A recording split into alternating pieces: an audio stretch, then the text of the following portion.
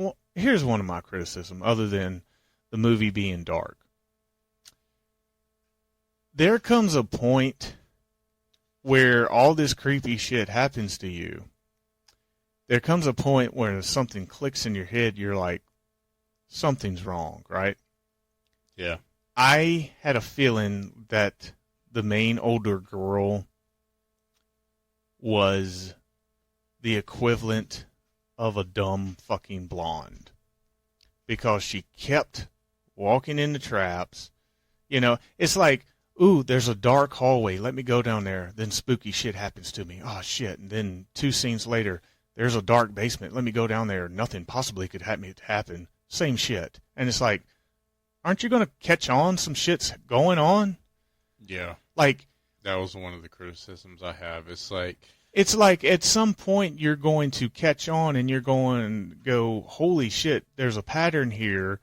But it's like she was completely oblivious.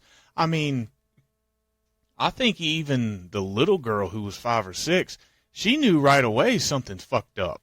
Because she had that great line, you know, what are you doing under the sheets? I'm just trying to stay alive. Yeah, but that was actually the boogeyman on top of her. Yeah, that was actually a cool scene. Yeah, that was a cool scene. Yeah. Apparently the boogeyman can mock and mimic people's voices. Yeah. So it kind of tricks you and shit. But, yeah, that's one criticism, that the girl wasn't... if you call her a final... Let's say we call her a final girl. She wouldn't be the smartest. No, she would be the one... No. She would be the one that just... You know, she's the typical white person who hears the noise and goes and investigates instead of running the fuck away. Yeah. What's that? Oh, my God. Oh, my God, there's something dark over there. Could it be something that happened to me 20 minutes ago? No. Yeah, well, with the boogeyman, you might be asking yourself, well, why didn't he just kill him right off the bat, right? Well, apparently he likes to play with his food before consuming. So he likes to scare the shit out of you as much as possible and kill you. Well, you taste so much better if you're afraid. Didn't we learn that from Pennywise? Yeah, pretty much. Yeah, it would follow that concept. I mean, it's made by the same guy. But it wasn't all terrible. I mean, there was some decent jump scares in here, and there's the lighting in it. It's, when it was done, I mean, it did set an atmosphere. It just never... I don't feel like there was no payoff in this movie. Like, okay, hear me out on this. The reason why some scenes work very well is because it kind of flows into it. But when you have a movie that is all dark, it kind of doesn't work. Yeah. You know what I mean? Like, my thing is like, you're right. She was just so like fucking stupid in this movie. It's like she didn't try to like outsmart this thing. No, she didn't try to outsmart it, and I mean, she didn't go get like no lights, no light traps, like, or yeah, she didn't try to figure out like any type of way to like solve this situation. She looked for other people to solve it for her. Yeah, and I think they missed a golden opportunity with this movie to make it a straight-up horror film. Instead, they made it quite the drama, which makes it the slow burn. Like, we get it. You had a loss in the family, but did you have to keep on and on and on and on and on? It was like every time we had to be reminded.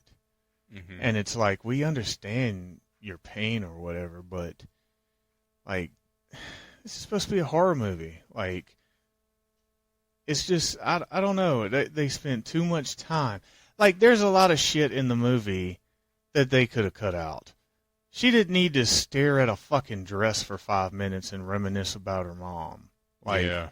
Like, come on. Hey. You know, it's just like, and then there were some scenes that, you know, the dad is like, oh, we're finally getting over this shit. I'm going to move out mom's old stuff, and then the daughter gets mad, and then he goes, okay, we'll just put it back. Yeah. We'll just put it back, honey. Actually, you know what? We'll just put it in the basement. Can you go down into the dark basement for me? Here's a box. Thank you. I mean, the way Todd described it's pretty much how it went down, actually. I mean, but you know, I understand not exposing the boogeyman, because the boogeyman stays in the shadows, stays in the dark and everything. So I understand that. And I don't know. It could, in my opinion, it could have been way scarier than what they made it. yeah. I mean, we're shitting on the movie, but, you know, it's not bad. It's just... It's not the worst I've ever seen. No, it's not the worst. I mean, $8 to go see it in theaters worth it.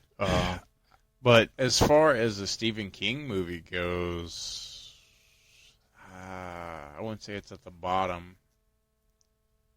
no, I wouldn't say it's at the bottom. It's close to the bottom.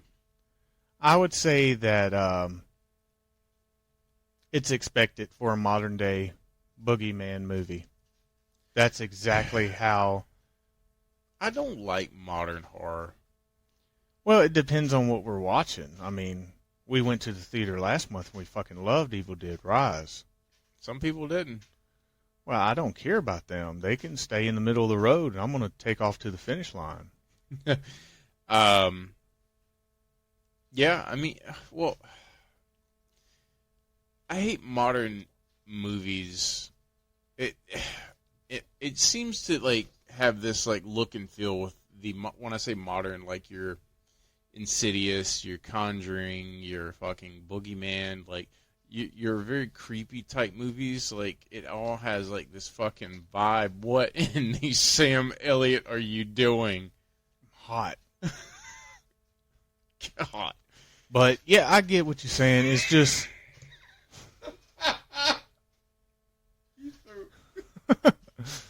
Sorry, my nipples are fucking hot. My nipples are smoking. I don't care. You fucking The people listening can't see it. At me. Ladies and gentlemen, Todd just started stripping. And the turkey is done, if you know what I mean. Anyway. Yeah, here's the thing. With the success of Insidious and Conjuring. the Conjuring universe, everybody wants to jump on that train when they don't realize that, you know, Insidious and the Conjuring are fucking awesome movies. Pretty solid. I don't hate them. They got some good creepy shit. They're fucking awesome movies. It's just everybody tries to take a piece of the pie and they just don't work as well. And I know Insidious and Conjuring didn't create that, but in the last 15 years they've perfected it. Yeah. Especially The Conjuring. And, you know, I know this is like the day and age we live in, but I'm so tired of CGI. Like, what I would give for some fucking animatronic. Like, yeah. Like, this movie could have, like, could you imagine, like, if they would have, like, made, like, a fucking, like, the Boogeyman, like, look like Pumpkinhead, like, made like Pumpkinhead? Like, how much creepier this would have been? Yeah, but we're not going to get that. Even in good movies, we don't get that. Look at The Quiet Place. Yeah. That's a great movie. If you break down what the creatures look like, they look like shit.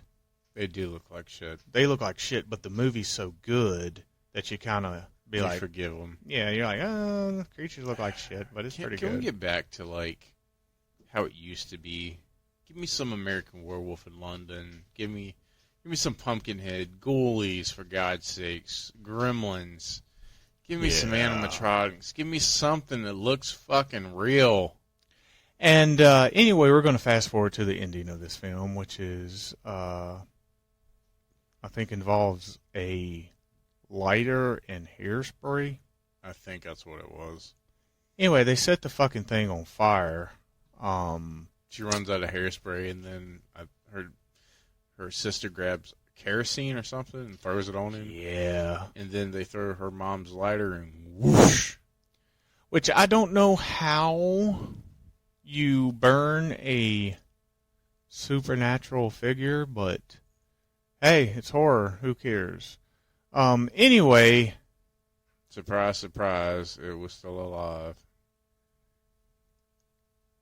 No, it teased, but she shut teased.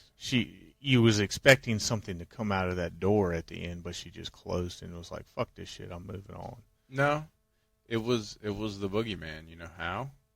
Because the quote unquote therapist called her name for her to come back in there, and the door opened, and then when she goes to look at the door, and then the therapist comes back in there and she says, "Why are you in here?" And then she shuts the door and then it cuts off. So that insinuates that the boogeyman called her name. You know what I'm thinking? You know how the guy in the beginning of the movie came and talked to the dad who's a therapist? Yeah. And kind of passed on this curse. I think at the end when they all went and talked to the therapist, they passed on the curse to her. That could have been it. I think there's no way of stopping the boogeyman. The only way, I think the whole metaphor for this whole movie is if you don't let your demons go, they're going to kill you. So once you let them go, they move on to somebody else. So to them, the boogeyman couldn't hurt them anymore. Yeah. It's like, it's one of those things where you can kill your boogeyman, but you'll never kill the boogeyman. Right. Because everybody has a boogeyman. That's in retrospective, that's actually pretty deep. It's actually pretty cool. Yeah. It's like everybody has to wrestle with their own demons. Yeah. But just because you killed your demons don't mean you killed all the demons. Demon. So, driven. ranking rating time. Yeah, I know where I'm sitting at. On a scale of 1 to 10, I don't think this is a bad movie, but I don't think it broke any mold. So, I'm in the middle. I'm sitting at a 7. Really? Yeah, I'm 7 out of 10. 5.5. That's harsh. I know. Maybe on a rewatch, it might go up. I thought that the main chick was pretty fucking stupid. I had a problem with how dark it was. By the way, if you're looking for gore, you're looking in the wrong place. This is not a gore flick. But then again, it doesn't really... Your kill count is 3 people from what I saw. They mentioned more people that died in it, but you only see 3 people die. If you're looking for more of a slow burn, modern psychological movie with a bunch of not necessarily potholes, but